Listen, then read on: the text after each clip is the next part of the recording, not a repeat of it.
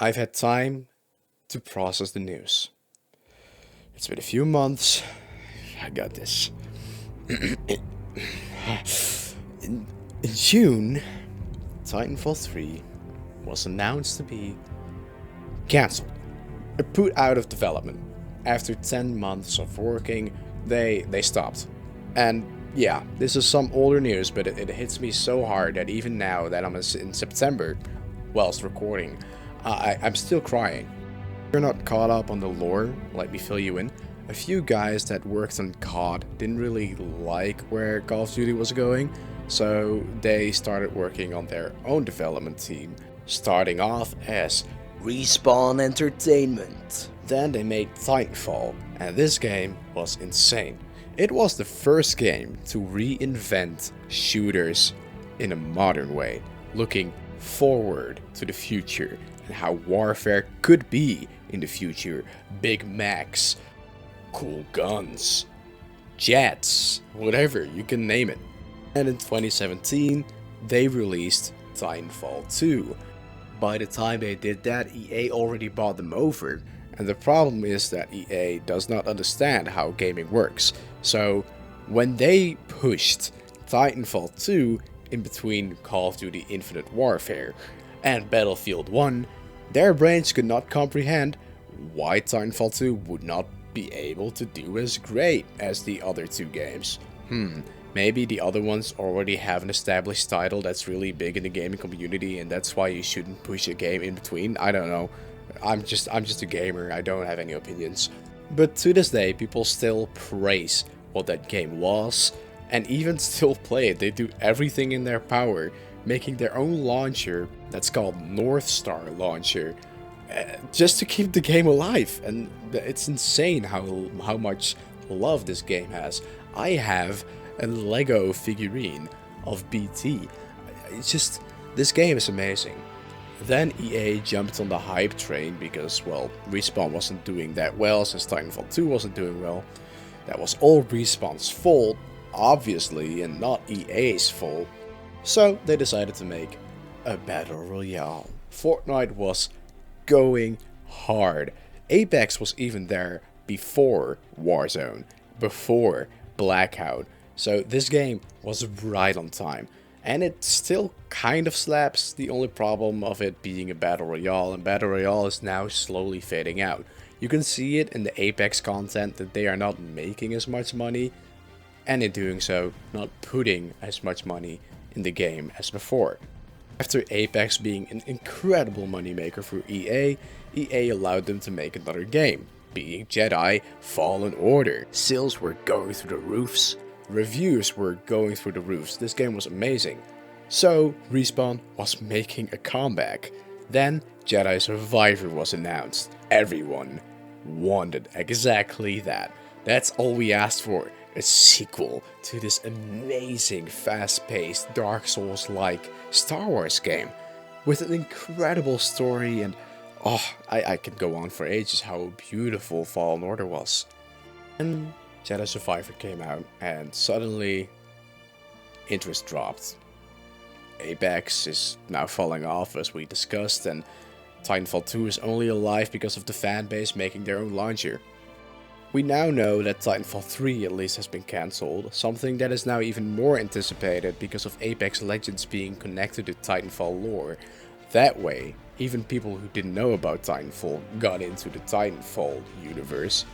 So that's cancelled, and we don't even have anything else to look out for. Or do we?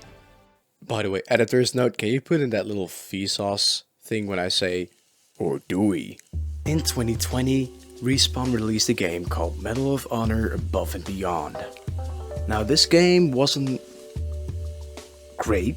It was VR to start with, it wasn't really Respawn's thing, and the franchise is already kind of at an all-time low.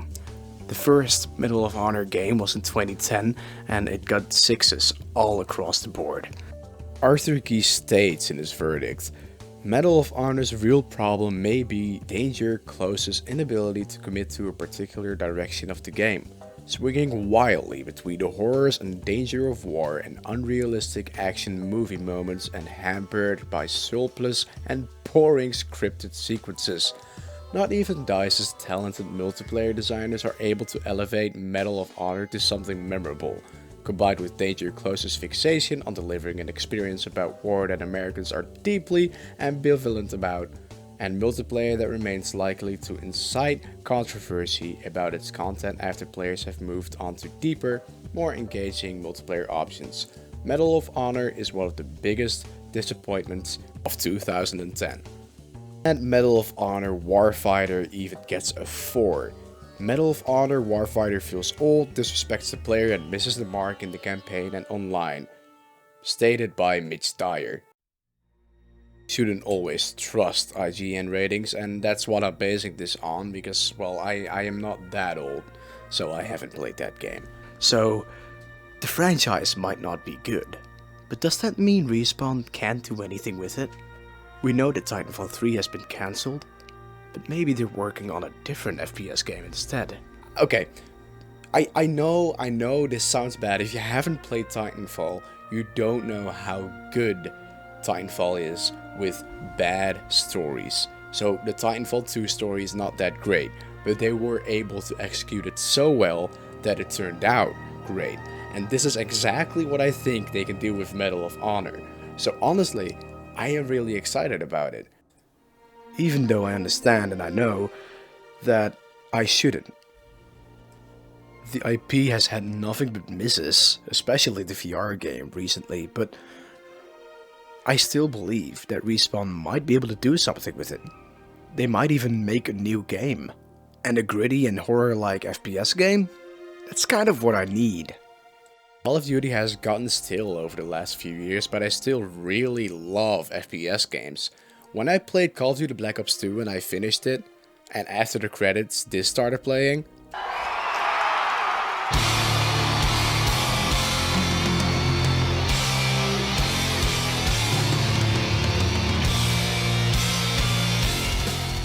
I swear to God, I have never felt more excitement than that moment.